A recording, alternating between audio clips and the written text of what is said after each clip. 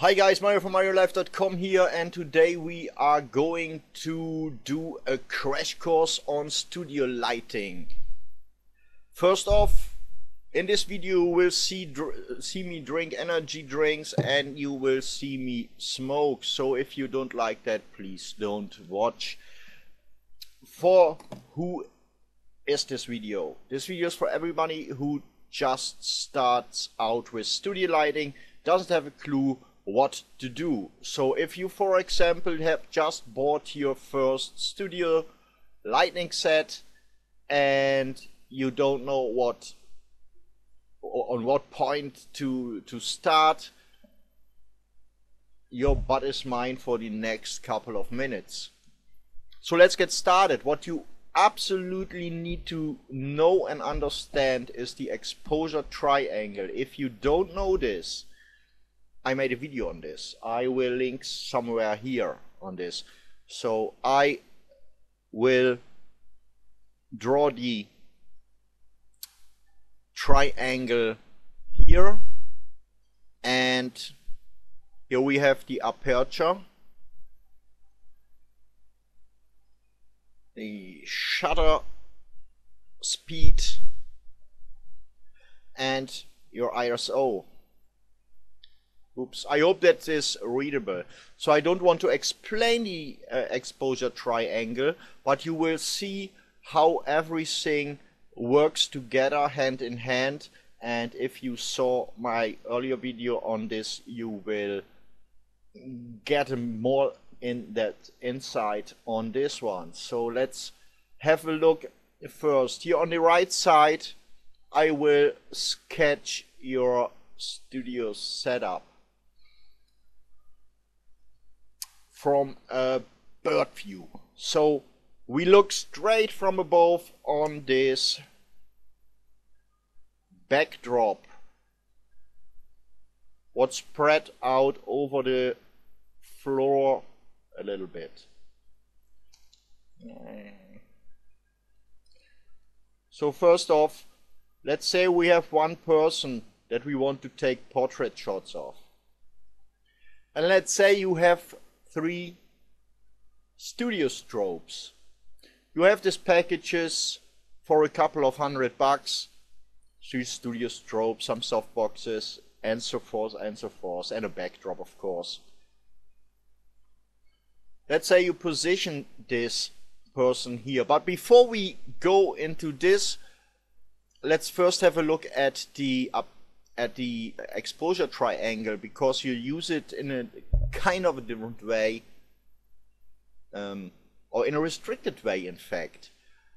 First off, most important is the aperture here, and the shutter speed doesn't really matter that much because we work with flash mainly, so we don't have to reckon in a studio situation that much with the ambient light. And I know there are people now there, and before you write these comments, but I have this large window in my studio, and if this isn't ambient light, what else is?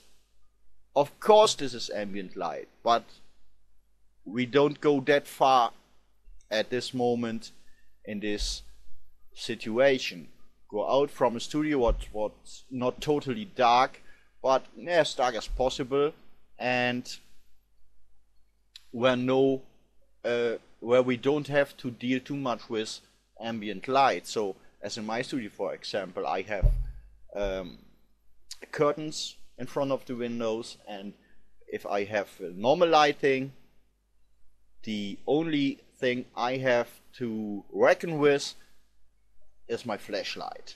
So first off, if you start your session, the first thing you want to do is set up your main light. And let's say you have, and of course you will shoot off camera. First I want to sketch this camera here.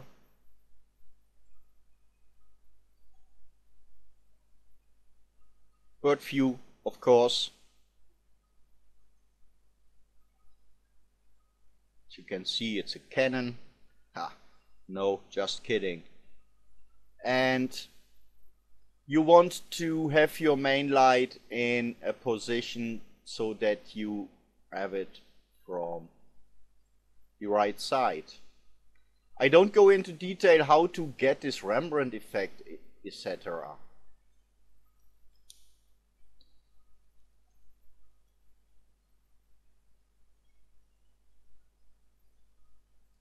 You would get this by shooting from a 45-degree angle downwards, of course.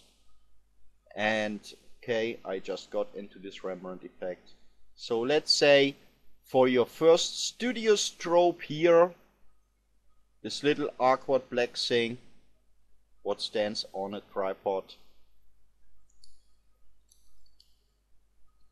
I don't like it when it's not accurate. So here on this tripod stands your studio strobe. First thing you do is, even though you will add more strobes, the first thing what you want to do is get your exposure right with your main light. So let's say, hypothetically, that your camera is set on f5.6 aperture. Your ISO is 100 and your shutter speed is at this point 1/125th of a second. You can go, of course, to 200 of a second, doesn't really matter that much for now and for this video, because in another video I explain why your flashlight is freezing the action. Have a look at that. I will put a link right now, right here somewhere. Let's assume that with this situation and with this f-stop and this shutter speed and this ISO, we have the optimal lighting. So that means that if you look at your histogram, it looks something like that. If you have a white background, by the way, it's not bad if it looks something like that. If you have a black background, it's not a bad thing to have it look like that. And more on the histogram thing, you guess it right, I have a video on it. I will put a link to it right now. So however, let's assume hypothetically that this is the setting for your optimal lighting in this setup with this main light. And the following thing you can write down right now, or make a note in your oar or whatever, to not forget this. At the moment where you have set up your main light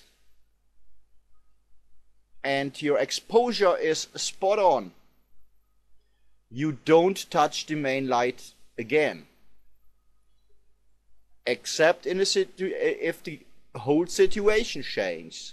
If the model takes another spot, not another pose, but you place the model further away, or you want to move the main light further away, then the situation has changed. Then you have to start with your main light again. But once your main light is set up correctly for an optimal exposure, you don't touch it again. So let's assume that in combination with your camera settings here, you have your main light on half a power. half power.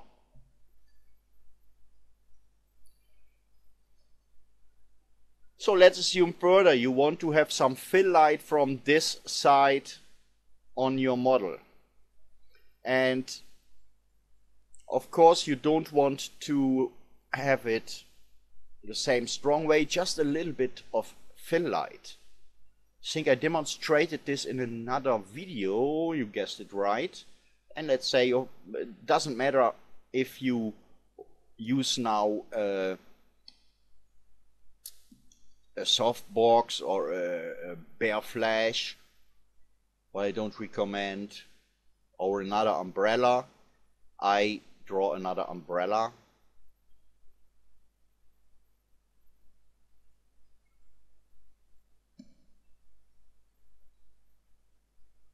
With the next studio stroke, backwardly drawn again, or quadly, I don't know. Probably I pronounce things not correct here, so if you don't like it, it's your problem. Let's say a quarter of a power for this main light, to give it one stop less light than this, so it's slightly darker on this side of the model. And let's say you could, for example, if you want to totally blow out if you have a white background, you totally want to blow it out, or want to have some halo effect, what in some cases is beautiful, not in every case, then you could put a bare flash, not here, a bare flash on a small tripod, and here to get it more even.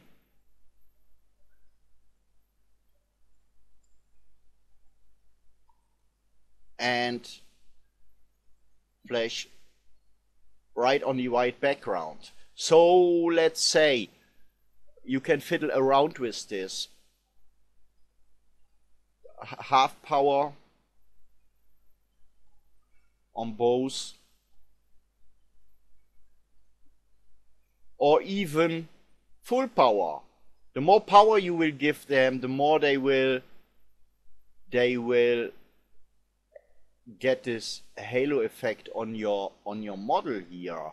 And if you want to prevent that, you could put gobos here on the side of the flash, so that there is not that much spill light what comes from here to the model, so you can block this out. But this would be too much to handle now for this example.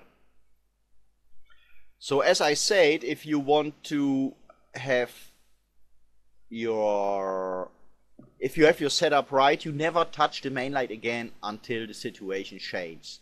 So what if you want to shoot two models? At that point,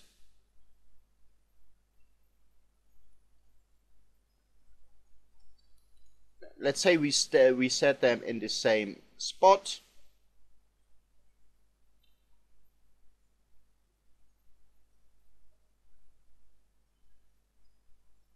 With a little more depth of field needed, because they are not on the same level. So if you, for example, take two, or let's say three people, let's say you have a band shoot or something like that, and you want to have them all in focus, and probably from this point where you stand with your camera, you will only have one person in focus. here it's with the second it starts blurring out, and the third isn't sharp at all. What do we do? Okay, let's have a look. We go with our aperture to, let's say, one stop down to f8. At this moment you have not a problem, but you have to set up your main light again, because you just lost one stop of light to get your depth of field larger. First it was this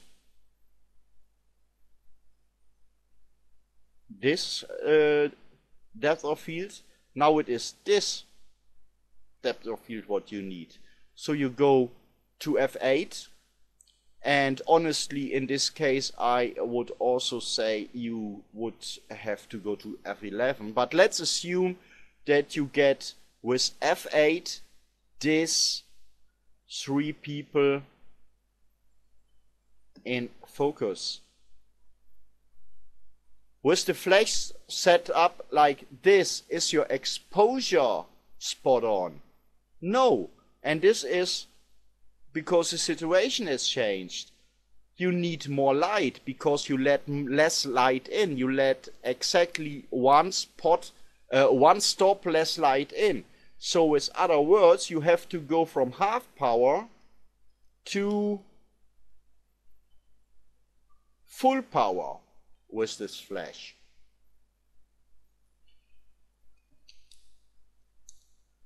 And to get the same fill light, you would have to increase your power here as well, and you would have to go to from a quarter of power to half a power. And then your exposure will be spot on. And of course, again, we assume hypothetically that this is the right setting to get this sharp. So if you once you have your setup right and you change in your aperture triangle whatever value with a third of a stop, half a stop, or a whole stop, you always have to get this back in your lighting setup. So I hope this made sense. If you have any questions, drop them below in the comment section. And this was it. So if you just have got your first strobe set out of the box, go ahead and shoot and have a great day. And thanks for watching. You're free to go now. Goodbye.